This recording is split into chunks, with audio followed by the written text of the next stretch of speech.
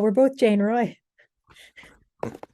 This is my wife, Jane Roy, co-director I'm with her at the London Food Bank. You know, Jane, Food Bites, this show has been running since a year ago, March. And I've had lots of great guests, lots of local personalities, but I've also had the mayor of Halifax and St. Thomas and the Speaker of the House of Commons and a cabinet minister and some folks from companies, and it's all been great, but I still have to say you're my favorite guest. So Well, I should hope so. So I'm glad you came on. Jane, I thought it would be good for us to talk a bit about, maybe say from September through to now, and how we felt about it all. I mean, we were coming out of COVID and all these things were there, but I'd have to say that today the city, for instance, announced the results from the Curb Hunger food drive. Right. So that was kind of the end of the season. That was to be done to help us get through the summer. And we didn't know what to expect of it. Yeah, I think if you're talking about September to now, it's always been kind of the yin and the yang of the food bank. I think the public has been wonderful. I think companies in terms of making food donations have been great. Obviously, the money coming in has made a difference, but there's from September until now has been the worst time at the food bank with regards to people coming to us for help. So September, October is when we started to see this. So I think the fact that obviously people are still supporting, people are still making a difference, that's of course really encouraging. But as you know, it's been fairly discouraging the last little while. Right. So, 6 weeks ago, 2 months ago, you and I were up at Queen's Park, the Yeah. provincial capital, speaking with MPPs. There were cabinet ministers there. It wasn't just us, there were other food banks there as well, trying to say that, look at this has become far more serious. These food banks, or all of us, had not met with that at Queen's Park since before the pandemic. So it was the first real chance to get ourselves back together in 3 years. And I don't think the politicians that were there were expecting what happened, right? Like they heard it's far more serious than it was the last time we saw you 3 years ago. Did you get that sense? Some of them were very quiet, but I could tell they realized that the ground had shifted under their feet. Yeah, I mean, I think that was definitely some of the senses. It's definitely become a lot closer to home for so many people, right? I think whether you have money or going to a food bank for help, obviously the past number of months, we've all been feeling the pinch about the food prices. We've all been seeing rent go up. And so if you've been close to the line or we feel that kind of strain ourselves, right? Just in terms of, where we used to spend, let's say $150 on food. Now all of a sudden it's $250 a week or whatever it is. I think that's really bringing it home. And then just hearing about all the folks that have to come to food banks or all the folks that have been rent evicted or whatever it is, I think it's definitely tough. And I think that um, the folks at Queen Park were honestly there to hear the stories and see what was happening. It was difficult for sure. Yeah.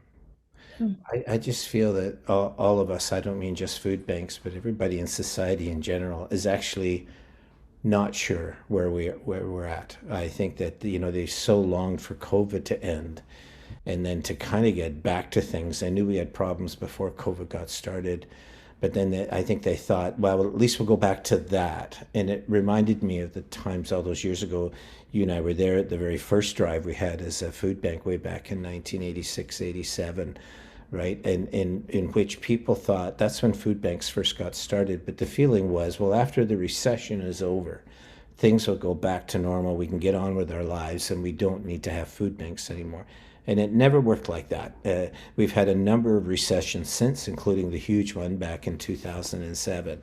And the numbers go like that in a recession and they stay high. And it seems to me that COVID has done even worse than that.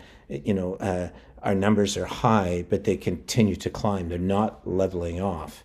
yeah, no, it's actually 40% over 1 year. Yeah, You know, that's um, I think a year ago we were actually about the same numbers in terms of pre-pandemic, but we're 40% where we were at this point last year. But it's also to be remembered, it's like September, October was when we started to see that steep incline. That they actually kind of had leveled out off before that time. So, we're in.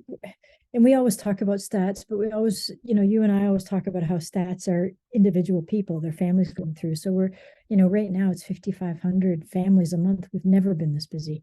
That's over 14, 15,000 individuals directly that we're helping. That doesn't even include all the homeless lunches and all the other help that we give to other agencies. That's just folks using food bank services. And yeah, that's staggering. And I think that's kind of what we're all facing in terms of the pressure. How can we keep up with this?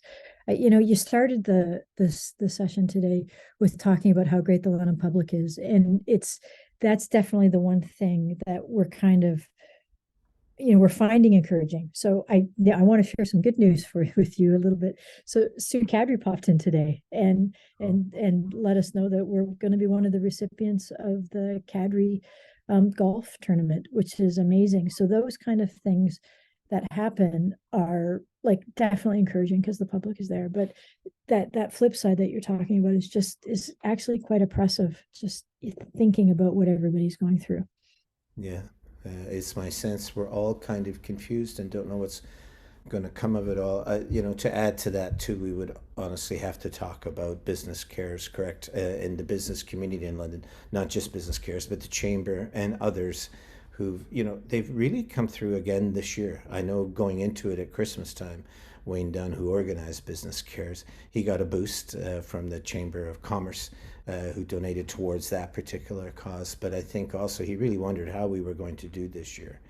And, it basically came out that we were okay, but you really didn't know. But that really meant that the business community had to come through again, just as they had in other years.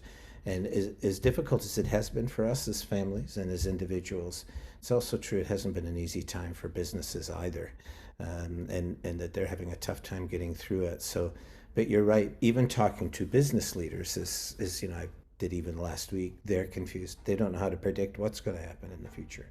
So it's interesting being a food bank in a time in which you're not necessarily going to go back to what you had before, but you don't know what you're going into. We have no idea. Yeah, I mean, we have no idea what's happening, and do we just grow? And not that, we talk about kind of growing, or we just continually feeding the need and doing what we can. And of course we do that because that's what we're here for. We try to do our best, but at some point this is going to really outstrip what the community is going to be able to do. So I mean, so far we've had such great support, which is amazing.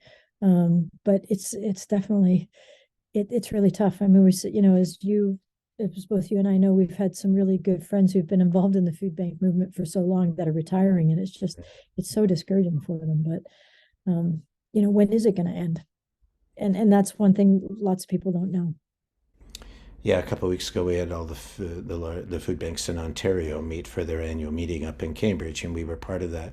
And you and I tend to be the grandma and grandpa. I know you don't like me talking like that. I look like it, but we've been around the longest, right? And they look to us to say, kind of like a barometer, like where are we at? How's it going to be? And we honestly really don't know ourselves. And you did say there just a second ago that, are we going to grow? And another question would be, can we grow? There are some food banks that were there at those meetings in Cambridge that this time next year probably won't be open. Yeah. They will have closed. Now, London's been very fortunate in that way, but I really think that's how serious it has all become. Always before with recessions and other things, there was always a sense that there was this growth and we would get through it and we would move on. But on this particular post-COVID time, the feeling is much more urgent, as though it's not sustainable for food banks, and especially with donations often more limited because people are having to pay for rent and groceries, and also with the demand that's coming to us, it might just very well be that food banks, many of them, are not able to survive. So let me ask you, as serious as things are, look, from September to now, do you have a favorite thing that happened? Mm. I think my favorite thing out of all of that time still it comes down to kind of a basic community level. I think um I we talk about the community donating, and they've tended to donate more money than food, but actually the numbers of volunteers continues to astound me, and sort of the fact that it's gotten busy here, and we've, let's say we've had two computer operators talking to folks. We're now at four pretty much all the time. But the volunteer spirit and wanting to help is alive and well. Hmm. And the time, and it's getting busier. There's no breaks. There's constant, movement of food has been incredible. There's people getting their hands mucky because of the produce that they have to sort through. And I'm really happy about that. I think that's kind of, an exciting and always a highlight for me. I think the time that you might have been the happiest was one day not too long ago at Thanksgiving, I think it was, and you came home and you said, "Glenn, look at this," and you showed me on your phone, and some young girls had come down who had been collecting food in the community. Just go over that story again because it became a big issue. Eventually, it got on CBC, local media and stuff. But just describe to us a bit how that happened because that was so awesome because it had a global dynamic to it as well. Yeah. So around Thanksgiving, a father came in and said there was a number of girls, young women, teens, and that kind of had formed together as the Goodness Angels, and they wanted to do something for the food bank. And they wanted to do things for others, but it was just so they ran some food drives. We saw them for the first time at Christmas, and then we've been seeing them this year. But it's a group um, of young women. I believe there's eight to 10 of them that come from, now some were born here, but their heritage is from Turkey. But particularly when the earthquakes were happening in Turkey and lots of different things were kind of going on, um, they wanted to do something for Canadians. Um, they also shared, some of them have actually had their families that actually had to come to the food bank for help, but they were wanting to give back, and it was kind of amazing. So these young women came in, they were so excited to do something. Now they've gone on and planted trees. It's not just the food bank that they're involved in, but this group of young women was just kind of, it was thrilling and exciting to see them take some leadership and want to do something outside of themselves. I think that was really great. What it prompted in you, I just thought was delightful. You were like a 10-year-old yourself. Like it was just so, you were so excited by it. And I remember you showed me the video and you went, "Oh, I got the light wrong on that part. And I don't know if I quite got their voices in that part." You worried about that aspect of it. But the truth of the matter is it worked out just great. But what really came through loud and clear was their commitment to the community and that of their parents, because a couple of their parents were there and got involved in that. And they went on too and won a community award. Wasn't it something? Yeah, so yeah, Peggy Sattler has a young women's leadership award that they were part of a group that won it. But I think what it speaks to me is what the food bank still, we've got the people we serve, which is amazing. We've got the folks who donate, but one of our core beliefs is that average people can make a difference, right? Um, so none of us come out of that social world where we're trained social workers.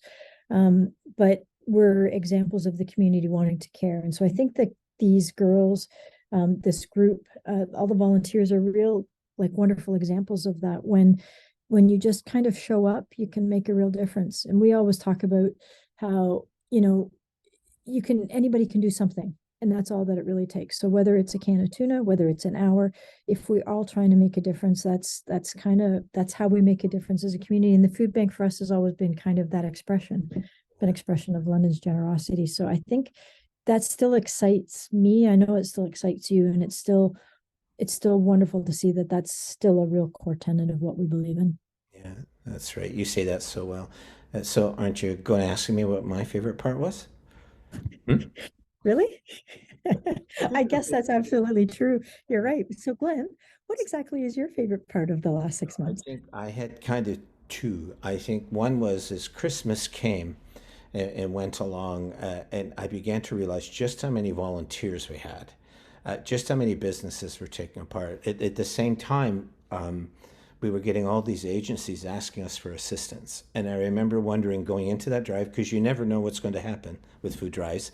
And there's hundreds of them going on. Schools are happening, neighborhoods, families, churches, mosques. I mean, it's just all sorts of things are happening around the food. And we never know half of them. And you just wonder if it'll come in. But I remember how relieved I felt that we were able to have the supplies that would be necessary to help these agencies, especially as they were going through the trouble. But then I faced a even steeper challenge. You went to South Sudan, if you remember, in January, and I had been the last one to go there, and this time it was your turn, and you went with Carol Campbell, I remember, and you were going to be gone for a while. And it's always hard for me to imagine how the food bank can run without Jane. I'm sure that when I was in Sudan, you never thought that for 1 minute, but you were there in Sudan, and I was kind of wondering, okay, how is this going to go here? Because the new year didn't start well either. The new year was full of negative prospects about the economy and other things. But Jane, the best part of it was we did survive until you got back. Now, me, I, I yeah, survived. So I was so happy when you came back. I want you to know I don't actually do all that much here. Yeah. I think the biggest thing I do is provide an atmosphere for people to serve and try to make it fun so that we don't get distracted. But it's the volunteers, it's the staff that do all the work, Glen. So yeah, I think it's well placed that um, they're provided that kind of atmosphere. And I think we're both in the board are all, you know, instrumental in making sure that continues on. So But I wasn't yeah. talking about them. I was talking about me. This is all about me. Oh, we said all about How was you. I going to survive without you being here? But anyway, it worked out and it was great. So can I ask you, do you have the biggest downer moment? Did you have one moment in the last 6, 7 months that was harder than any others? Yeah. And I'll remember to ask you the same question when we're done. When we came back from the food banks conference with everybody, the food banks of Ontario, over 130 food banks, and they talked about how the small food banks are kind of the canary in the coal mine, that food banks in general are a canary in the coal mine for the community and how things are doing, but the small ones are the canary in the coal mine for us, and they're starting to fail, and it's really difficult. And and just kind of what we were becoming. I came home and it was just kind of really struck me. So I don't, I know I get emotional and you always bail me out, which is really great.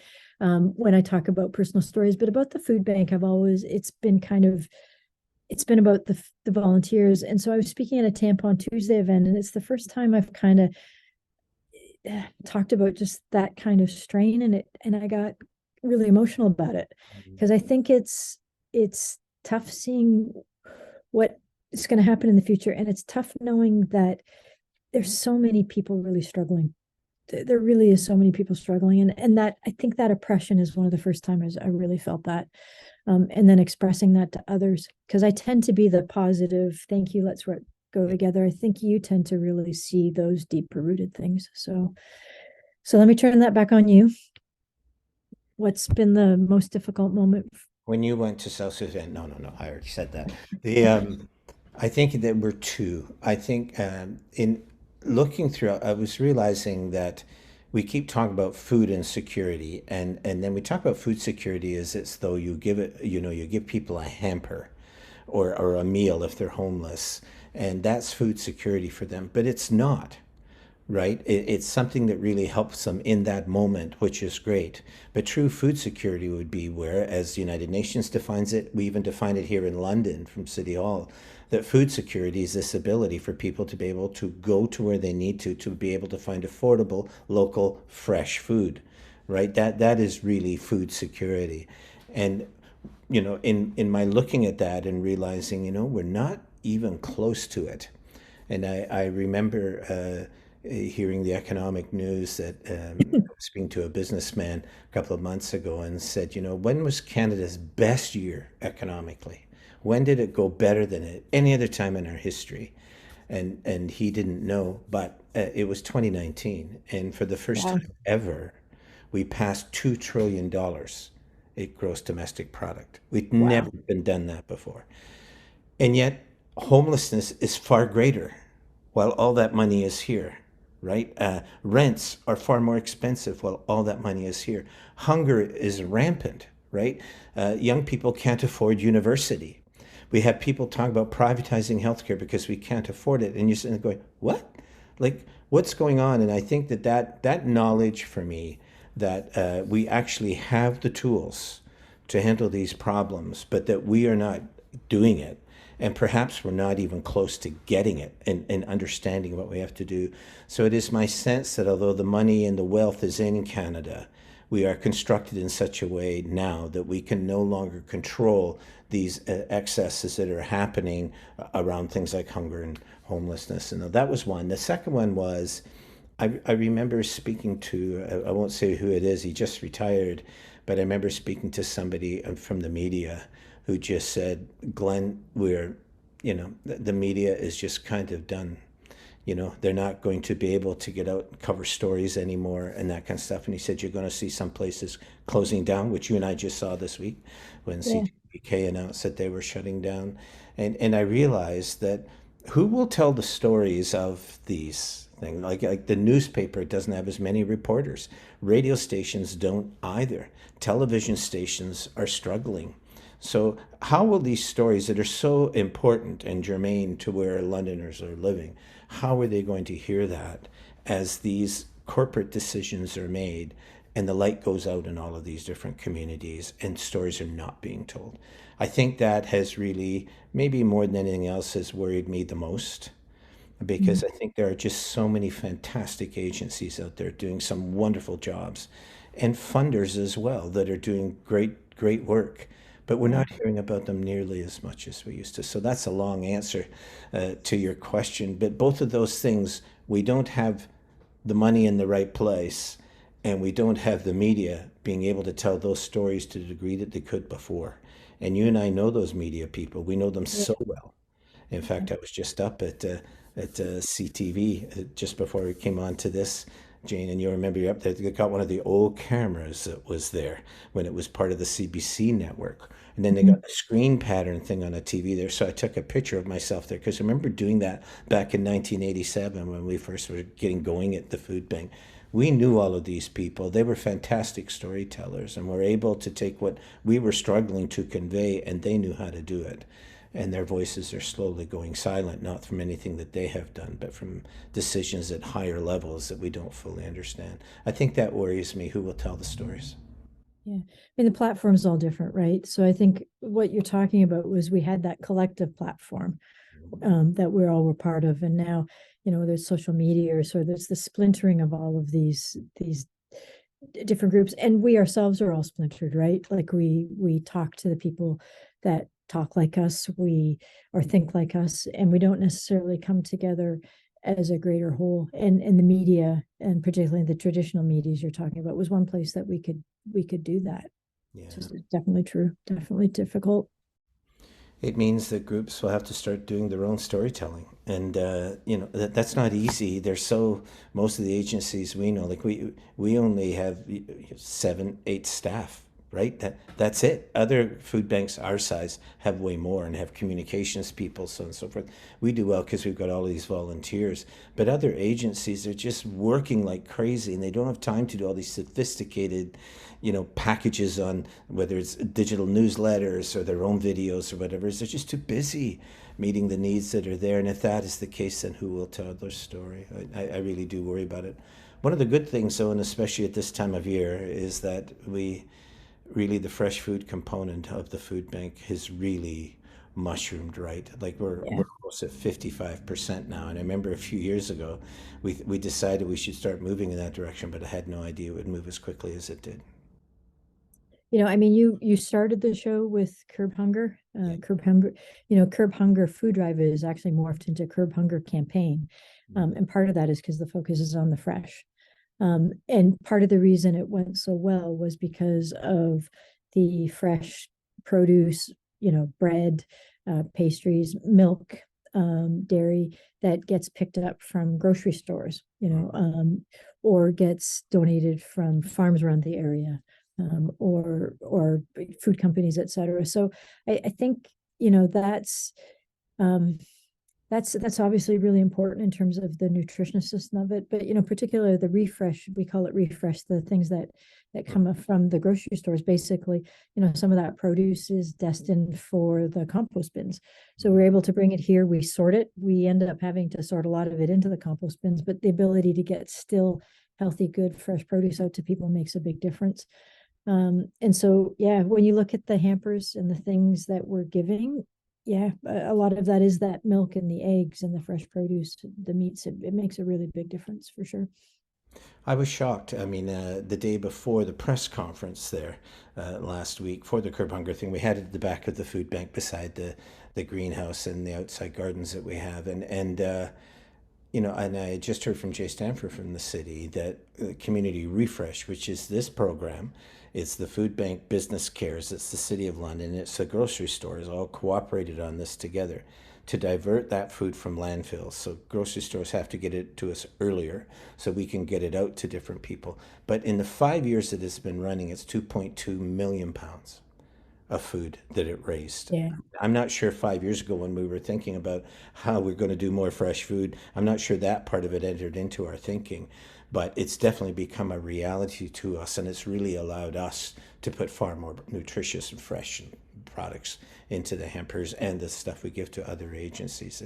It has been an amazing thing, and I do think we seem to be entering an era in which locally grown food, nutritious things from the ground, perishable items, those things have taken on a far greater meaning than they did at any other time that we've been involved in Mm. the food bank. And it seems to me that's going to be what next year will probably be largely about when it comes to food security. Do you think so? Well, I think so. It's been segueing a bit to that for sure.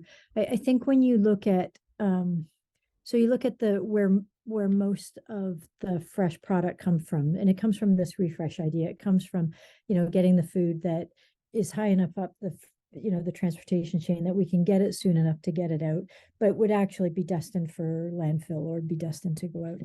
But the kind of stuff you're talking about is the growing, right? It's the local food. It is the farmers. It is trying to. It's the greenhouses. It's people like you and I trying to grow our own food a little bit more. I think that the urban agriculture or just fitting into the growing strategy is incredibly important. I mean, obviously at the back of the food bank, we've got a greenhouse. They're growing, they're doing grow row plots. There's lots of things happening, which is great. So I think that, and I think the more we do that, so much the better. And it is one of the ways that the future is there for us. But I think one of the biggest things about those programs for me is the education aspect. It's just how much work it takes to grow food. How many volunteers, how many hours, and you see the produce kind of coming in. It's huge. It's a huge amount of work. So it gives you that much more respect for the farmers around the area and the local farmers, just how valuable they are. Well, Jane, our time is up, but we survived. We survived that September to now, when we just didn't know what was going to happen, and we did it because of the generosity of this community. The number of volunteers that came out went way up to help us, and I do think we've had a terrific board too. Yeah. That we meet with them every month, but also in other capacities as well, and they've really supported the things that we have been trying to do.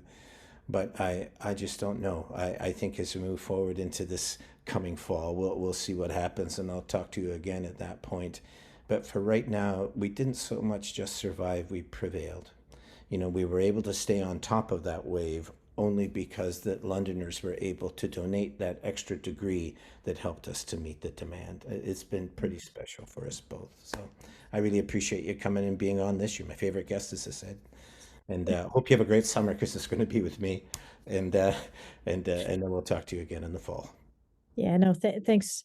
I think you've talked just about how great the community is. You've talked about the struggle. I think the partnership has obviously been great. I guess I just have one quick question for you. Um, are you gonna have dinner ready when I come home? There's a Harvey's just around the corner. See what we can do. Anyway, thank you, Jane. No, Thanks for I all your love work. working. I love working with you, Glenn. It's been amazing. Yeah. All right. Thanks, Jane.